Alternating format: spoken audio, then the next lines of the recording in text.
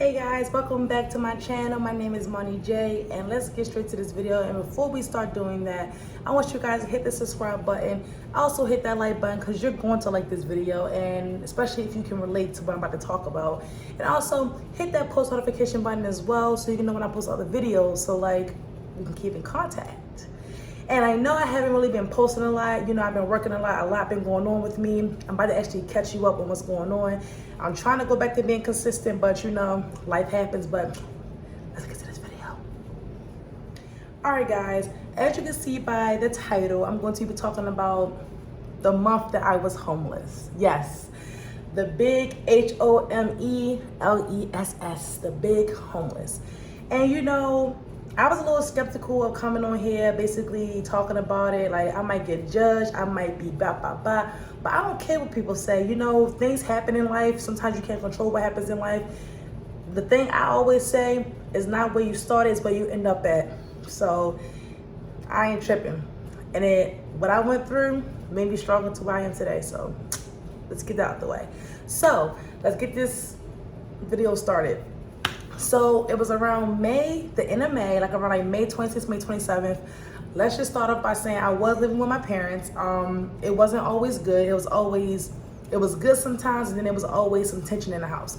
Over the few years, I always felt like I could never talk to my parents. I could never like come to them about anything. It was always judgmental. I could never like come to them about anything like emotionally, anything of that sort. I was just scared to do so. Around this time, something had happened in the house, and you know, I got blamed for it, or I was accused of it. So mind you, all these years of like me building up as like emotions, anger, it's just like led up to this day. So me and my mom started beefing about this situation in the house. It was to the point where she's like, you can't bring nobody over, you can't do this and that until I get this back. I'm like, okay, I'm a grown woman, like I'm not 16, 15 years old. And I understand that it's her house, her rules. I understand 100%. But I was at my breaking point. I'm like, you can still treat me like I'm an adult. I pay bills in here. I respect your house. I do what I have to do. I got a job. I work my tail off. So like, give me some leeway. But some parents don't see it that way. So in this particular day, I was going into the house with my boyfriend, and then I went upstairs. And then I left outside the house. I didn't say anything to her, to anybody in the house. Mind you, I won't talk to anybody because I just don't like, it's just that when something bothers me or I'm irritated about something, I don't want to talk to you about anything. Like, just leave me alone, let me get over it, I'm done. Like, people always call like, you're isolating yourself, but no, I'm trying to get my thoughts together to the point where like, I don't want to spaz on you. Like, give me a week, give me some days, like yeah. So I walked downstairs, and I walked outside the house. Literally all I hear was, Monty, come here. I'm like, oh God, here we go. What did I do now? I didn't say anything. I didn't bother you. Like, mind you, this is my mom calling me. Go in the house, we exchanged words. And then, I mean, it got bad, guys. Like, don't you know how when something keeps bothering you for the longest and it's like, it builds up, and then you just explode? That's what happened. Like, we both I exploded. She was trying to keep her cool, but I exploded. Like, yo, it was so bad. Like, disrespect on her end, disrespect on my end. Mind you, I ain't trying to disrespect my mom. That wasn't my intention at all. But it's just the fact that when I can't come to you as a mom and like express how I feel about certain things, it gets very frustrating as a child. It gets very frustrating. If you know what I'm talking about, you know what I'm talking about. But anyway, I won't go too deep into that. But so we're arguing back and forth about blase. And then I exchanged words, she exchanged words, and the one thing, then she called my dad. So my dad was on the phone with her while we're arguing back and forth. So we're arguing back and forth, like bit by bit, you feel me? Then the one thing that came out both of their mouth was like, you can leave, you can get out. You don't gotta live here no more, you can get out. At that moment, I was just racing with emotions. Like, I was just like, you know what? I don't care. I'm tired of this. I'm gonna leave. You feel me? I don't care. I ain't have no game plan, y'all. I didn't know what I was gonna do. All I was thinking off of emotions. Like, I was just so angry and upset. I'm like, I'm done with this. Like, I'm tired of feeling like this. I'm just done. Like, I'm done. So, mind you, my boyfriend was there at the time. So he's like in the middle of this, like, oh my gosh, like, I gotta get her out of here. Like, so my boyfriend's like, let's just pack your stuff. So we literally packing my stuff for probably like an hour, I'll say. But mind you, we got majority of my stuff and packed it in my little sedan. Like, I have a Hyundai Elantra, y'all. It was a little sedan, and we packed it in my little sedan, me and my boyfriend. So, mind you, I didn't get all my stuff yet. So, as we packing my stuff, she comes outside, and we're all getting back and forth still. I'm just like, let me get my stuff, let me get my stuff. She's like, you can't go anywhere yet. Like, give me the keys. Like, so you won't have to come back in this house and give me the keys. So I was giving her the keys, you feel me? Mind you, in the middle of this, we're like full blown about to brawl. Like, y'all, like she was somebody on the street. Like, I was somebody on the street, like face to face, spitting back and forth. Like, you feel me? Like, it was so bad. So as soon as we calmed down or whatever, my boyfriend continued to help me get all my stuff out the house. Like I told you, I didn't get everything, but I piled as much as I can in my little sedan. And then I called one of my friends, you feel me? I asked like, can I put some of your stuff in your house, some of my stuff in your house, you feel me? Just to help me out for like a day or two. Mind you, y'all, I didn't have no game plan. Like, I had nowhere to go.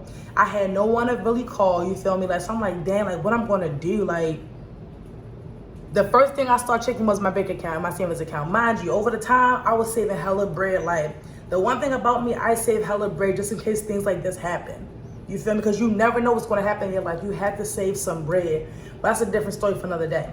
So that's the first thing I did. Look into my bank account, my savings account. I'm like, all right, bet, I'm good. Like, I got a lot in my account like that I will get through. But it's not going to get me through for the long run. Like, you feel me? I'm just like, ugh, I got to do something. So my last resort was going to a hotel. So, y'all, long story short, my boyfriend helped me move all my stuff into the hotel, like literally everything in my car into the hotel. And like, I ended up living out of a hotel for a whole month. Mind you, when you live in a hotel, they're gonna charge you. Guys, I was paying so much money for a whole week. I don't know how I got out of it, like, but I made it though. Like, obviously my boyfriend helped me because, like, God bless his soul, like, he helped me. He didn't have to, but he did. But like, you feel me? But that's just life. So while I'm trying to figure out that, in the middle of all of that, I'm trying to find a place to live. I'm like, okay, I gotta figure out how I'm gonna get an apartment. I gotta figure out how I'm gonna save for this apartment. I gotta do something. So in the middle of me living in a hotel, living out of a hotel, I mean, like, yo, I was literally like, all my stuff from my parents' house is in the hotel. Like, the hotel was like my home, like literally like my home. Like, I'm not kidding. So it's like, so towards the end of the month, I was just like, all right, I gotta figure out something. Like, I'm not gonna be living in this hotel for long. Like, no, absolutely not. So I start picking up hella hours from work, like working doubles. I was working so much, like saving my money. I wasn't spending no money. I was barely going out. My hair was a mess. Nails wasn't done. None of that. I sacrificed so much. And then towards the end, I find I'm like, okay, I have enough to actually get an apartment. Like, mind you, I was forking out at least $500-$600 a week at the hotel. A week, guys, not a month, a whole week, $500-$600. Like, come on now. So after I said, okay, I talked to my boyfriend about it. I'm like, look, I need to find a place to live. I can't keep doing this. No, I can't keep doing this. So he helped me out. We found a place to live, you feel me? Like, mind you, he got his own situation that he's dealing with, so he didn't move in with me, obviously. He was just helping me get out of my situation so I won't be stuck where I was. So I finally found an apartment, you feel me? I actually had different resources from work, different resources from like people that I know that was helping me out here and there. So like those resources actually helped me to get where I'm at right now. So like towards like the end of June, my moving date was June 27th. I got kicked out on May 27th, so it was a whole month. So like my moving day was June 27th. Y'all, when I put that application in for this apartment, I was just like, God, I was praying to God every night. I was just like, please get me out of this. You feel me? Like, I would do any and everything to get what I have to do. I was praying every night, y'all. Like, I'm not kidding. So once I got that call saying I was approved for my apartment, y'all, I stopped bawling. Like, I'm like, I made it. Like, I got my apartment. Like, I saved so much money. I did it. I'm good. Like, I got it. And then my first mindset was just like, I just have to get in the apartment. Everything else will follow, like furniture and all that will follow. I just have to get them keys and I'm in. Once I got those keys, y'all, I ran to the apartment like and just like start crying, because I was just like, man, I was actually homeless for a whole month, like living out of a hotel, like homeless, y'all. I had nowhere to go, like nowhere to go. Like I said, my boyfriend had his own shit he had to deal with, so I really can't put all my stuff that's going on with me onto him. So that wasn't fair to him, but I really appreciate his support through all of it, so I'm not gonna knock him for that. But at the end of the day, I'm a grown woman. I gotta make sure I'm good regardless. Like, I can't rely on other people. So my main thing was just like, I gotta make sure I'm good. So once I got this apartment, y'all, I was so grateful. I was thanking God every night. Like, I was sleeping on the floor for the first few weeks in my apartment, but I didn't care. Like, I got this apartment, I got a roof over my head, like I'm good. But like, obviously it is what, September now? July, August, September. It's like, I've been in this apartment for 3 months now. House is furnished, everything. Actually, my house was actually furnished within a month. So let's get that straight. Mind you, I was saving hella money, y'all. I was doing pretty good. So house is furnished enough to the point where I can live. You feel me? Like, I was just so grateful. Like, honestly, I was at my breaking point. I was at my lowest. I didn't know what to do, how to do. Like, I was just like I was just lost. Like, I'm just like, dude, I have nowhere to go. And it's just like, most of my family was doubting me, like, you gonna come back, like you're not gonna be able to do all that by yourself, you know, just all that negative stuff. And for me, I love to prove people wrong, you feel me? Like, I might be at my lowest, like I always say, it's not where you start, it's where you're gonna end at. Because people love to dwell on where you started, but never wanna talk about where you end up at. Because I might have started at the bottom, you feel me? I might have been struggling for a minute, but I got my own place on my own, with my own money. And I furnished it with my own money.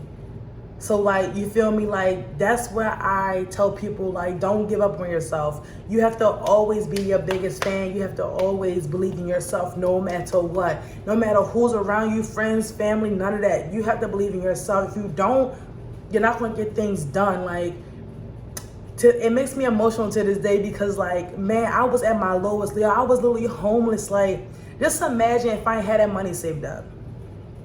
Just imagine if I had no money saved up. I didn't have nada. I ain't had nothing. Like, come on now.